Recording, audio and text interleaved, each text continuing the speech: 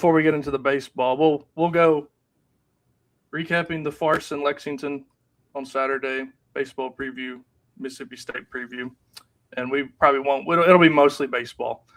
But man, you and I don't mean to dox you, but the daggum privilege you had of not having watched that game. Well, I mean, I saw the There, highlights, but there's no need to because the second half was just a complete disaster. I mean, shooting wise, I don't know if I've ever seen a team be that good in the first half and then that terrible in the second half. I mean, it was ridiculous, and it's a shame we blow a double digit lead to Kentucky twice. Um, I don't know, man. Like it's frustrating, but the good news is we have three winnable games in a row. One of them being tonight. Season doesn't come down to two bad losses versus Kentucky, but man, it's frustrating. I mean, it is. And Bishop Boswell said the perfect thing after the game is that's a team that, to me, Tennessee wins, 8 out of 10 games against them. yeah, And those two losses were so, dude, you had them by double digits at a half both games, and just couldn't hold on. I don't know what it is, but like you said, the fact that you shoot that good in the first half and absolute abysmal second half is just crazy to me. I mean, it's unlike, like I said, it's unlike anything I've ever seen as far as being that hot and then that cold in the same game. And then the first time we blew that lead in Knoxville a month ago, it was, we couldn't stop turning the ball over. Then this time we forget how to shoot. It's like these things don't really happen that often over the course of a game. And I mean, we just found ways to lose against them. As simple as that. But I don't think too much more time needs to be spent on that. We're 3 days past it now, so I'm done being mad about it. It's just still frustrating, But we're going to talk some baseball now, Jim, and this is why we came on tonight before the game. We didn't want to be doing this at 11 o'clock Eastern, 11:30 Eastern, probably the way the Right, SEC refs are. But Tennessee baseball, we are 2 days away. They're opening the season Friday night at the brand newly renovated Lindsey Nelson Stadium against Nichols. I couldn't be more excited. This team, I mean, obviously the storyline of the whole season is going to be Josh Elander.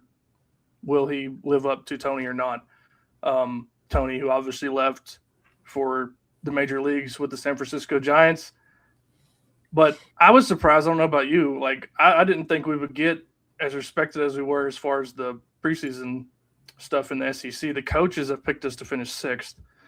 So the coaches know that this roster is still completely stacked. It's just like I said, the main storyline is going to be, does Elander live up to it or not?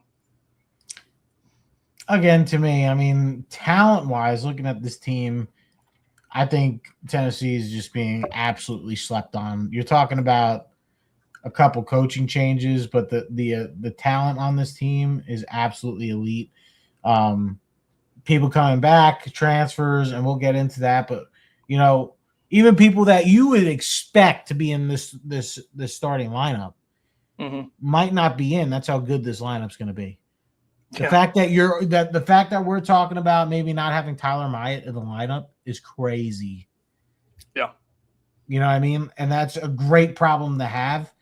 And Garrett Wright, catcher, he's hurt, going to be out for a couple weeks at the beginning of the year. He'll be back, but the fact that you're not worried about it because you got Stone Lawless, you got Levi Clark that can play behind the dish. You have what's his name? Trent Gridlinger, that's his name, the freshman catcher who was a top 5 prospect. Yep. I mean, great problems to have. And Josh Elander's been through it. I mean, he's been there with Tony. He experienced Omaha plenty of times. He's all the old players like, Drew Gilbert, Christian Moore, Blake Burke, all these guys praising Elander, telling Danny White to give him the job says a lot. I think Tennessee, and I know we're Tennessee fans saying that we're being slept on, but you What's got new? you have so many guys, dude. It's crazy, and I think Tennessee's got a better pitching staff this year than last year. I don't think that's crazy to say. Um, I'm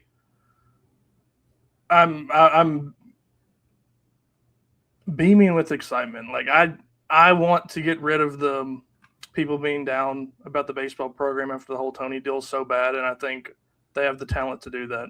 I think in some ways it could be a breath of fresh air. I mean, I'm not saying Tony was bad. I'm not saying I don't wish we still had him, but I'm excited to see what this team can do. I tweeted today. I'm just excited to see them make their mark. And we're harping on the talent here as we get going. I mean, it's just that's the story of Tennessee baseball. I mean, this team is overflowing with it. We brought in 9 transfers. The biggest one, we'll talk about the biggest one first, which I think is Henry Ford. I mean, he's I'm pretty sure he got a preseason Golden Spikes watch list, whatever you want to call it, honor. I mean, he will most likely be, if everything goes right, the best hitter on the team. Easily. I mean, you look at his stats from last year, coming from Virginia, who was one of the powerhouses in college baseball last year. But I mean, he's a utility guy. I mean, he's going to be playing third base most likely for Tennessee, which, I mean, past couple years we've had arguably one of the best hitters on the team playing that position the past couple years. But last year it looks like he batted .362 with 9 doubles, 1 triple, 11 home runs, 46 RBI, averaged 1.5 hits per game to rank second in the ACC, which is huge. Good. But led the team in hits with 75, 11 home runs, like I said, 25 multi-hit games. That's an absolute – I mean, we had to sweat this one out. I mean, if everyone remembers that we had to sweat the draft. I mean, Henry Ford was a top draft guy where we were sweating him coming or even getting to campus. So to me, this is obviously one of the bigger gets. There's plenty of guys. I mean, we could talk about multiple guys on this list we're about to talk about transfer-wise that could end up being the best transfer guy we get. You know, this is the name, though, that you're looking at. Henry Ford, you're going to know it. You're going to love it. And, I can't wait to watch him mash inside Lindsey Nelson. Well, that's the thing when you look at numbers of any of the hitters we got in the transfer class is you got to factor in Lindsey Nelson Stadium too. I mean, he has a chance to be. I mean, like the preseason honor he got, he has a chance to be the best player in college baseball. And I think, like you mentioned, that everybody wanted him. So it's a very good get. Pitching wise, I don't know about you, but I think the biggest addition is Evan Blanco. I mean, he's a veteran. He's pitched in Omaha before, if I'm not mistaken. I mean, he has locked down the Sunday role to start the season. What are your thoughts on him? I mean, he did have somewhat of a rough year last year, but I can't remember if he was hurt or not. But, I mean, he's pitched in Omaha before, so he's a veteran guy that you love to have on Sundays for that potential winning the series game. But in 2024, I mean, he posted an 8-3 record with a 3.6 ERA and 18 starts. He had 99 innings pitched with 99 strikeouts, which is always good. I mean, averaging a strikeout an inning is pretty nice. But, I mean, he's not my favorite pitcher this year that we got in the transfer portal, but he's definitely, obviously, going to be a starting pitcher for Tennessee. So he's obviously a very, very important one. And it's nice to have another lefty. Yeah. That's the reason I like him the best is just the lefty look and the experience. After that, for pitching, you obviously, as far as the transfer class goes, you go and talk about Landon Mack.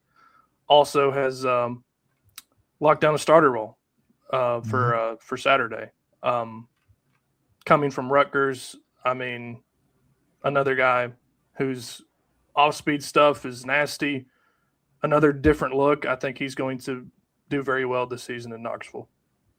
Yeah, another guy who, 80 innings pitched, 70 strikeouts to me is really good. He also only had 17 walks as a true freshman. So that's really, really good. And again, these two guys are going to be combining with Tegan Coons, who the games he played in the Cape during the off season was absolutely electric. So if you could get a good Friday night start to go into Landon Mack to Evan Blanco, I mean, to me the sky's the limit with this team when it comes to pitching, because then, I mean, you got Brandon Arvidsson. We haven't really even talked about. Yeah. I mean, look at the game he had against Texas last year. I mean, the dude was just lights out. So, again, to me, I figured this was going to be the starting rotation. I thought it'd be Landon Mack on Friday with Tegan Coons, but other than that, I mean, it's, again, Josh Elander has a lot of talent, and we're only talking about the transfers right now.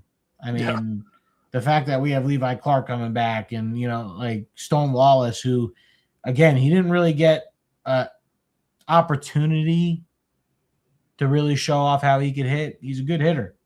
I mean, he was behind Cannon Peebles though, so I mean, he was going to play over him. So, but yeah, my favorite pitching guy that we've got coming in is actually Brady Frederick.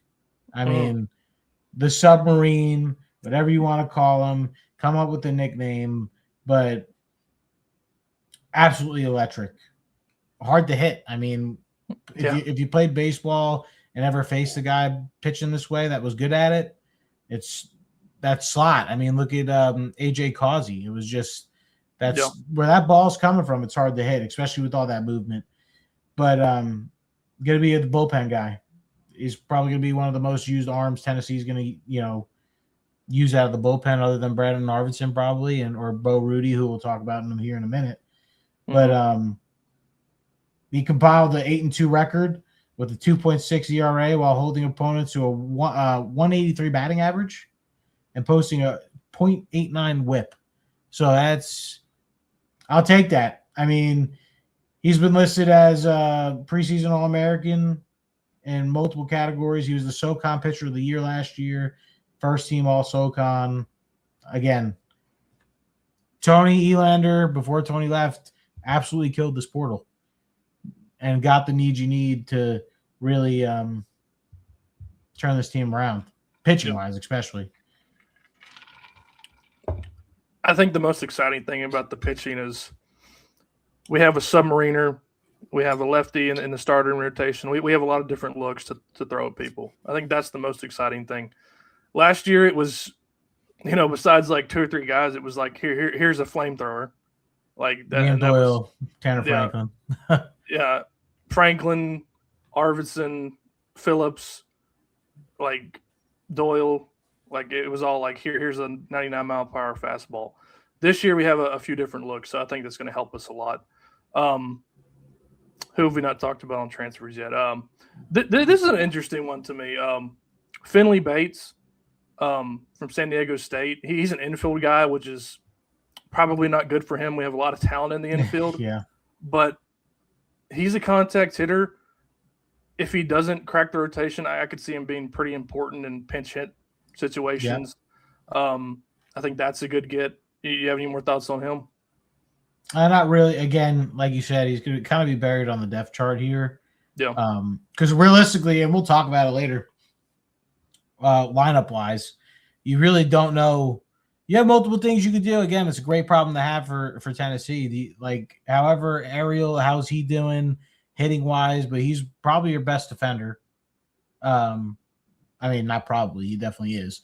But, what are they going to do that way? But I just think depth chart-wise, I think, like you said, in situations where you need a hit, someone to get on base, Finley Bates is your guy. I mean, he's going to give you the best shot to get someone on base when you need it the most. Yeah.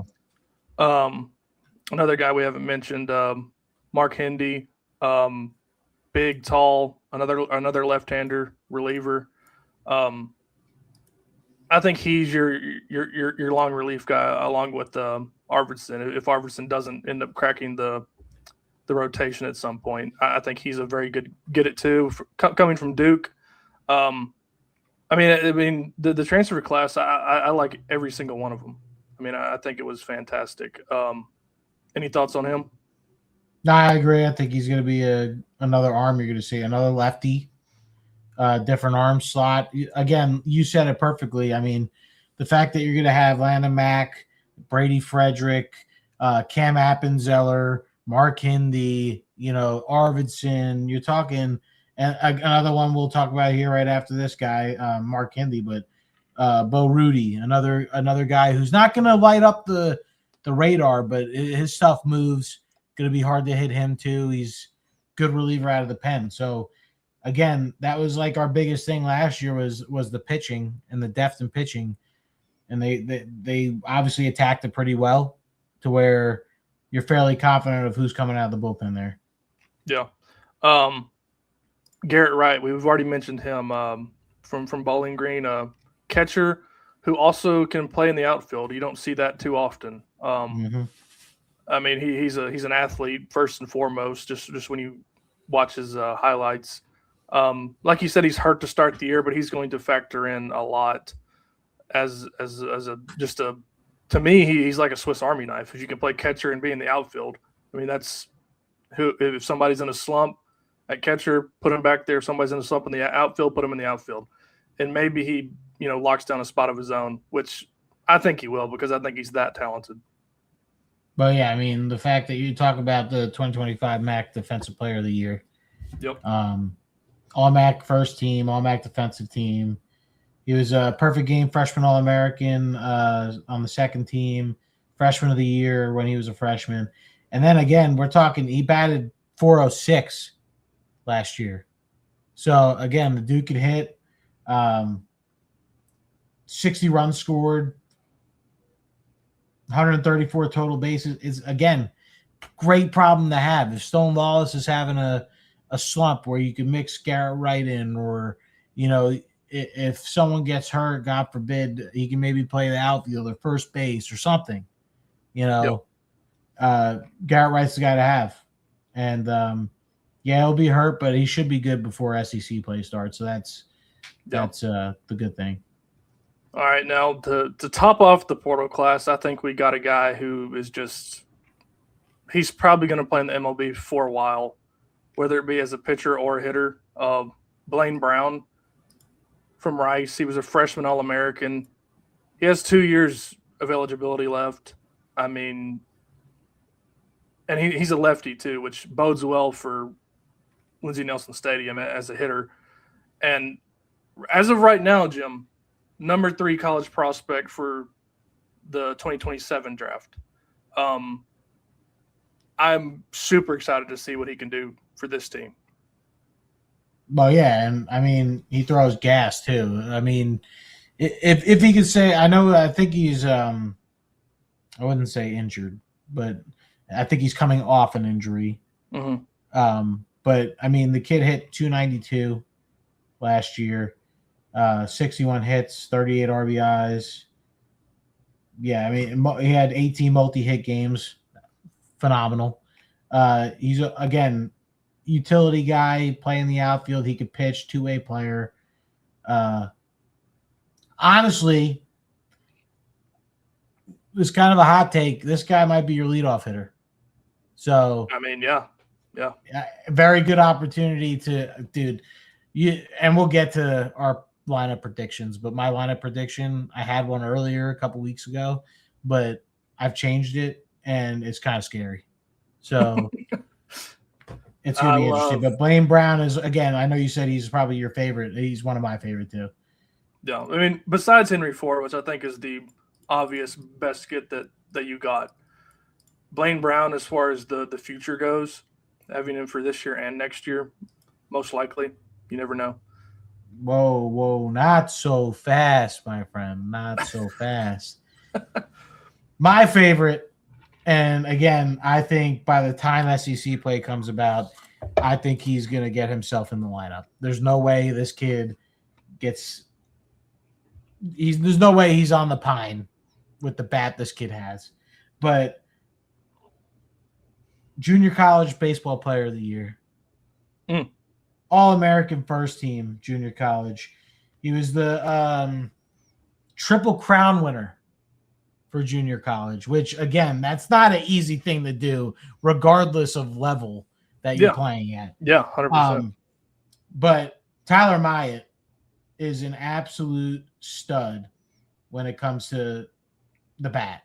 Now, again, you got a healthy Blake Grimmer this year, but I feel like these non-con games are gonna debate. You're gonna see what happens in that DH spot, because I think Tyler Myatt could be an excellent DH, obviously, but left-handed bat, which is great to have because obviously you're gonna face a lot of righties in this league and throughout the year. But dude, his stats are incredible. Batting 484. 484 with 31 home runs, 110 RBIs. Dude, that's road to the show numbers here. Yeah. That's road to the show numbers in the video game. I mean, absolutely insane. Again, people aren't even talking about him because of how good the lineup is, or that they think it can be, which is amazing. But I think he's going to sneak his way in. There's no way. He's from Tennessee. I think, I think you better watch out. I think he's going to be an absolute gem that Tennessee finds that they have. Yeah, I mean, the only thing that I guess the people who write about baseball are thinking, as far as not, projecting him to be a factor, is the jump from community college or junior college to SEC baseball. That's a pretty big jump. I will give him that, but I think he has the talent, like you've been saying. A Tennessee guy at Walter State. I mean, it's that this guy has proven that he can hit at a great level, even at probably, let's be honest, 2 levels below, maybe even 3 below SEC baseball, but if he can figure it out, I mean, he's going to be a force, man. I mean, if he can even hit, 300, I think that's a win for him as far as making that big of a jump in one off season. And of course, he'll build his talents like most of the unproven guys in the non-conference schedule. But I mean, this roster is never ending with guys that you can talk about. Oh yeah, like it's. And even the guys coming back, like, I mean, we haven't even spoken about. I mean, really, we've kind of mentioned them. We haven't spoken about them. I mean, Stone Lawless is back, Levi Clark's back, Manny Marin's back, Antigua's back, Newstrom's back, Reese Chapman's back, Blake Grimmer's back. I mean, it's ridiculous. Chris Newstrom's back. Yeah, I mean, it's these guys. There's going to be a battle in the non-conference to see who gets to play in SEC play, and it's going to be fun to watch. My caution for since we've been doing this, Jim, is don't get too excited about a guy in the non-conference before you see him play in the SEC. We've seen it before with Robin Villeneuve, Levi Clark last year until really the last 1 or 2 series in the SEC tournament when he finally turned it back on. But I mean, the roster is there. And let's go back to Josh Elander now. The guy from SEC Unfiltered, what's his name? Chris Phillips, was saying it, and I kind of agree with him.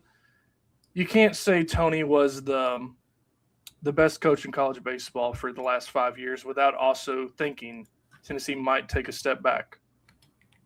I agree, but Josh Elander has, been with Tony the whole time.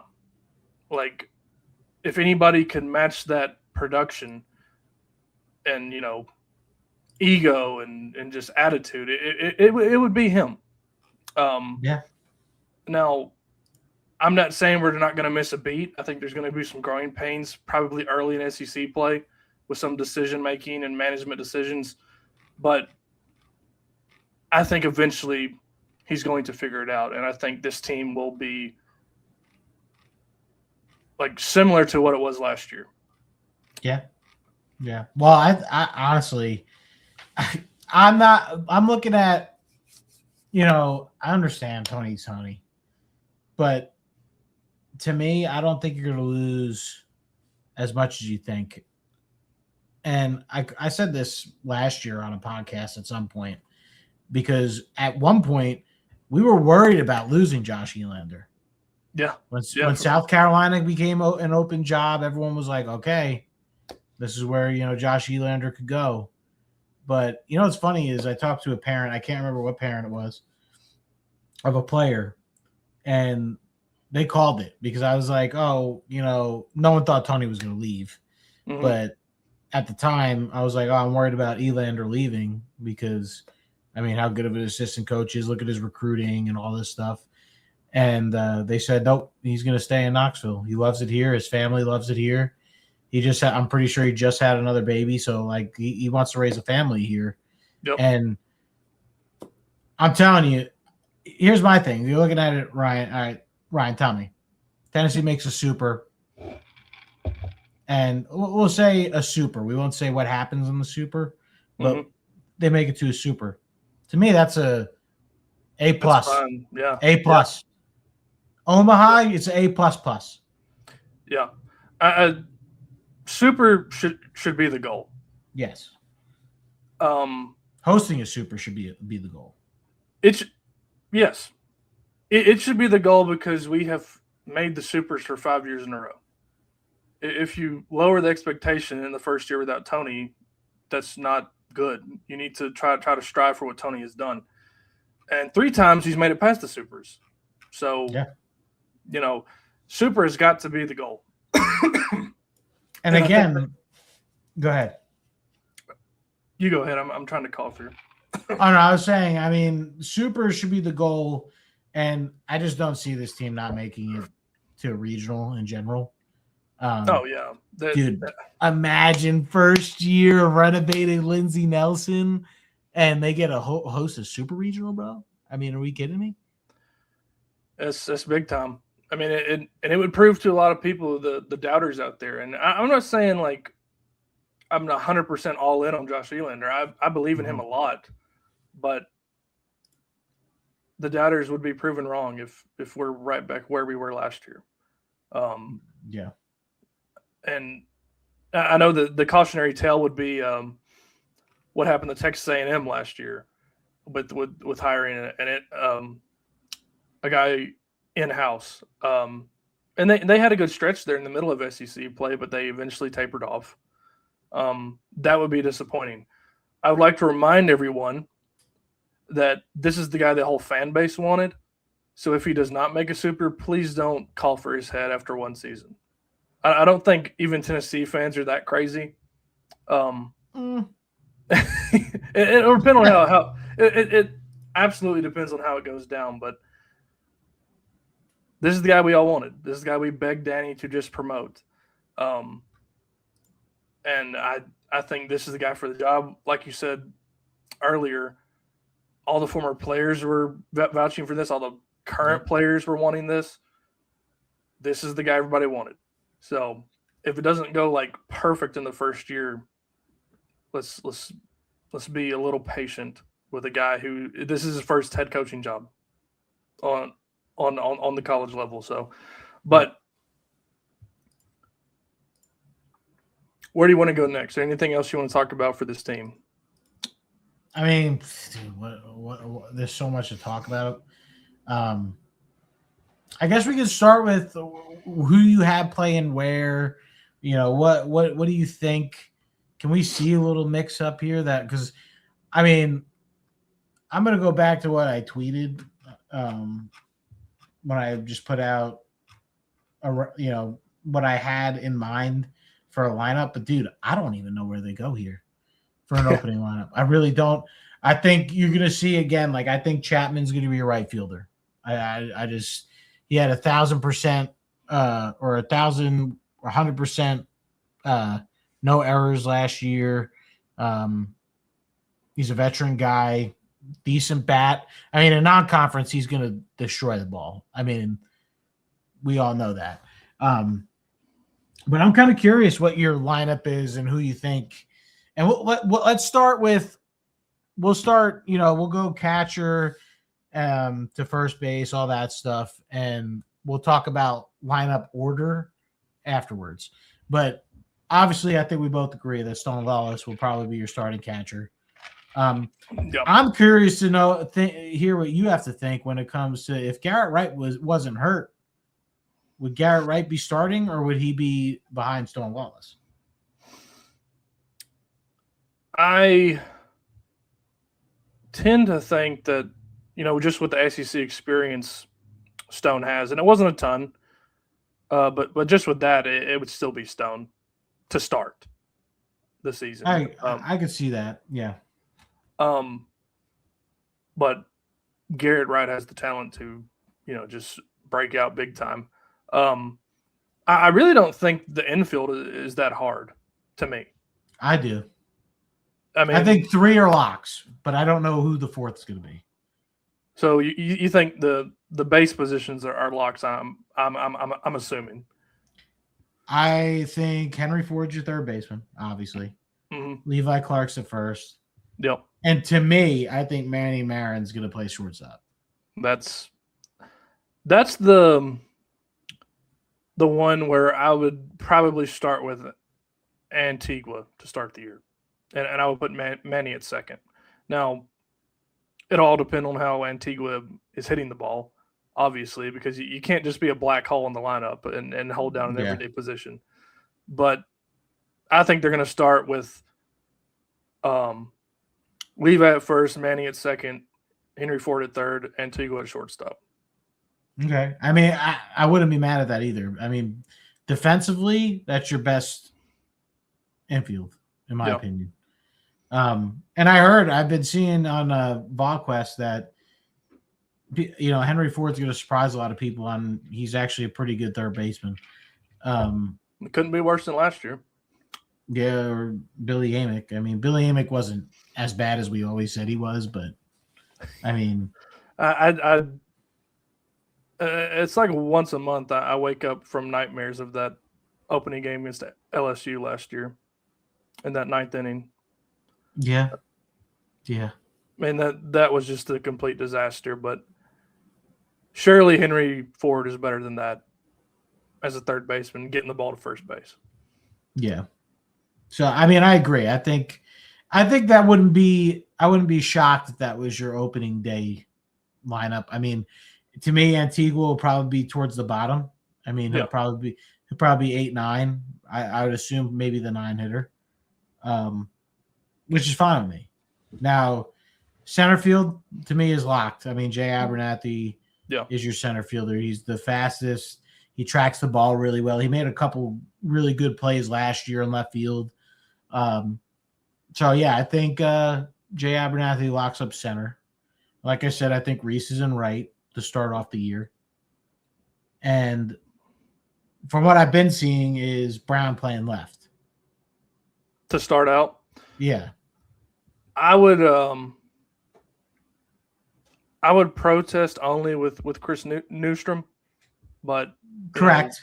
I mean, that's the only other guy that I would mention there, and it'll depend on if they go with experience or potential. And I think, I mean, Newstrom didn't have a ton of experience last year. I mean, he batted .350 and 5 home runs, 19 RBIs. I think that's pretty good, but it'll just depend on what direction they want to go.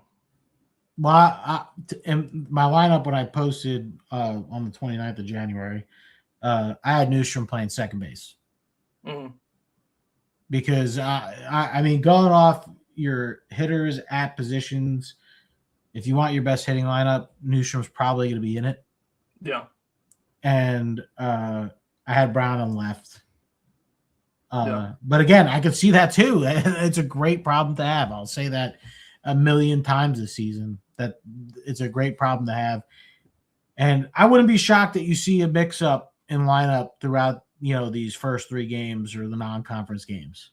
So like Tyler Myatt, you might see Tyler Myatt playing the outfield, like he's. Yeah. I mean, this is the time to figure it out. You got about a month to figure it out. So exactly. I mean, the only thing I would say about Blaine Brown is if they plan on pitching him a lot, his spot might be DH. That's the only thing that I would say to that. But if they don't plan on pitching him a ton, I could see him easily being. I think it's gonna be more of a scouting thing. I think it's gonna be like, hey, this team's got trouble with lefties, or this team's got this, and I think it's gonna be game based on what happens. But again, I think Blaine Brown finds a way in the lineup somehow. I mean, from what I've heard on, what he was doing in the offseason, it'd be hard to keep him out of the lineup. So, but and we'll go. I saw you have a mic problem, so I just kept talking. I'm good now. We're all good. Okay, there you go. But all good points by you. Good job. Yeah. And and we'll get to the lineup part. Like you're open, and we're talking specifically opening day. We're not talking about overall season because you never know what could happen. But I'll tell you what I had, a couple weeks ago, which I mixed it up a bit since. But I had Abernathy in center batting first. I mean, just because he's your fastest guy and he's a pretty good. His eyes at the plate are pretty phenomenal, and you want that speed on base. That's just my opinion. But again, I could see them putting Brown or somebody, probably your best hitter. I could see them trying Ford at the one hitter. I mean, Christian Moore. Yeah, they put Christian Moore, but I have Henry Ford batting second. I mean, you want your guy to get Jay off the bases quick, and then I'm kind of going in a righty lefty situation, but Blaine Brown batting third, playing left. Levi Clark batting fourth, playing first. Reese Chapman batting fifth, which I could see that being everyone going, whoa, why are you doing that? But I mean, veteran hitter, but he's playing right. Manny Marin playing short, batting sixth. Grimmer DHing, Lawless catching, and Newstrom at second, batting ninth. Mm-hmm. So with my lineup, I love the idea of doing pulling a Tony La Russa and putting Antigua at 8th as a shortstop, and then putting Abernathy at 9th to roll over the lineup a spot early. Okay. I like that. I think Tony's done that a few times in the past.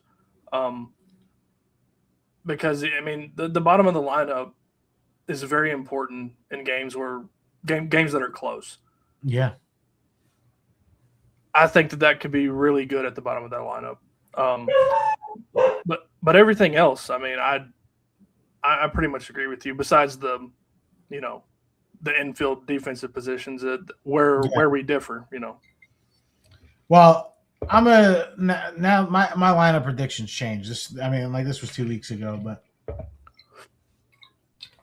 I'm gonna go with the Blaine Brown scenario. I think Blaine Brown's your leadoff guy. I think Henry Ford's gonna be batting second. I think you could see Levi Clark moving up to the 3-hole. I mean, you want your best hitters to be batting, right away. Mm-hmm. This is where it gets tricky because that 4-hole, you want a guy who could bring runs in. See, that's where I would put Ford. I mean, I know you want him to get as many at-bats as possible, but the prospect of him driving in a ton of runs, I would probably put him third or fourth instead of second. Again, though, like this is all, we don't even know. It's like, yeah, it's all speculation, Yeah, we have no idea who's going to be playing where. I mean, we have a great idea, but yeah, I mean, lineup wise, I'm going to just say that's my first three, because like the rest of the lineup could be, any way you want it to be. I agree, but I did have Abernathy at 9th, turning the lineup over. Oh, you did? Okay, cool. Yeah. I had Abernathy sliding down to 9 just because, like I said, you're in a big game. The kid has a great eye for the baseball to where he can get you that clutch walk like a Cannon Peebles in Omaha. Like Yeah. you want a guy like that at the plate. And I don't know. I hope Antigua plays. I'm a big fan. I actually met him after one of the regional games last year, and him and his dad's hilarious actually. But dude, I hope he is. I mean, he's the best infielder we got, smooth defensively, and he played awesome in the offseason hitting wise. So I hope he could translate that into, SEC play and just the season in general. But Yeah. this team's gonna be good, dude. This team's gonna be real good. Yeah. I don't, I think the lineup they got as far as, the weekend starting rotation, the starting pitchers, I don't see that changing much unless there's just a complete meltdown by one of them, which could happen. But I think that the right three guys are there. And if those are the three guys, our bullpen's going to be just ridiculous. Like, I'm very excited about our pitching. Obviously, the hitting's going to be good. It's just about, like I started this preview with, man, is can Elander push the right buttons? And I think that's where I'll leave it with the baseball unless you have anything else. No, I was just thinking about what you said. Like, I could already picture it. You got Tegan Coons and, Brady Frederick on Friday. You got Landon Mack and Brendan Arvidsson on Saturday. And then you got Evan Blanco and Bo Rudy on Sunday. I mean, if those two, the Friday and Saturday that you mentioned, go well, it's Blanco and the rest of the bullpen on Sunday. I mean, you can go perfect scenario. Want. Yeah, I mean, like I said, the bullpen might be. Nah, I don't want to say that. No, you got to say it. It might be the best it's ever been. I mean, I'm just thinking about all the different looks we have now. We got a submarine guy. We got lefties galore. We have the flamethrower. We have Arvidsson back there flamethrowing. I mean, it could be just super effective. And honestly, last year that was a big problem. The bullpen was not great. I mean, but we'll see, man. I'm super excited to get things going. 4:30 on Friday afternoon. That's all I got to say. We have 10 minutes till Tennessee. Well, probably 10 to 15 minutes till Tennessee tips off in Starkville. What's your thoughts on that one? How do the Vols avoid disaster? To me, Tennessee should dominate this game. They should dominate. It is a road game, so anything could happen on the in the SEC on the road. But I expect another big game from Nate Ament, and I expect Gillespie to have a good game. I mean, he's been – if he can stay out of foul trouble and contribute to this team, I think he's going to have a good game tonight. Leading into, again, you have 3 winnable games in a row. Yeah. Super winnable. Yeah. Yeah, you could go – that makes you 19-7 and 9-4 in the SEC. Yeah. I'll take that all day. Yeah. Gillespie, I mean, nobody shot well in that second half at Rupp, but he was not great in that second half. I don't think the offense operated well, even though we did shoot badly. A lot of the shots weren't great. The main thing I want to see tonight, number one, is hold Hubbard below his average, which is like 20 point something. And I need JP Estrella to not look like he hasn't touched a basketball before. I mean, I don't know how many putbacks and tip-ins he missed against Kentucky, but it was a ton. He shot 4 of 13, 3 of 7 from the free throw line. We lost by 3 and he missed four free throws. And I'm not asking him to hit every free throw as a post guy, but I need you to be a little bit better. He had a bad turnover out of a timeout on a set play trying to get the ball to carry in the post. I need Estrella to have a bounce-back game. I need Gillespie to have a bounce-back game. I need Ament to continue to do what he's been doing. And if if even one of those things happens, I think Tennessee wins this game. I'm going to give you a hot take out the door. I think Tennessee wins 6 out of 8 to finish the season. I mean, we've talked about it when we were going through our struggles. We started 2-3. Our 4-game win streak ended on Saturday, but the schedule sets up to where we can stack a lot of wins in the back half of SEC play. You got to beat Vandy once. Yeah. I mean, if we win these next 3 and then go to Nashville and lose, I'm not going to be like livid. But then you got Missouri away on the road. But Missouri on the road's pretty nuts. Yeah, it's pretty. That's a sneaky game between Vanderbilt and Alabama at home. But after that, you end at South Carolina, you ought to win that game, and home versus Vanderbilt, you ought to win that game. We'll probably have, I'm going to say it right now, we'll probably have the same record as we did in conference play last year, if not better. I mean, obviously the conference is way worse than it was last year. Last year was historically great, but 12-6 in league play for 2 years in a row, you're going to get a 4 or 5 seed at worst. So all you got to do is take care of business in this last half SEC play. And I think they'll be fine. And you roll the dice in March, man. It's all you can ask for. There's a world here too that, and I know they've been playing on and off though, but if Tennessee gets hot at the right time, Tennessee could win all 8 of these games. They could. Yeah. It's just they haven't figured it out. There's not one game where you think you're going into it thinking, "Oh, that's a really tall task." The game that is probably the most suitable for is at Missouri. Every other game you will probably be favored in, and you should win.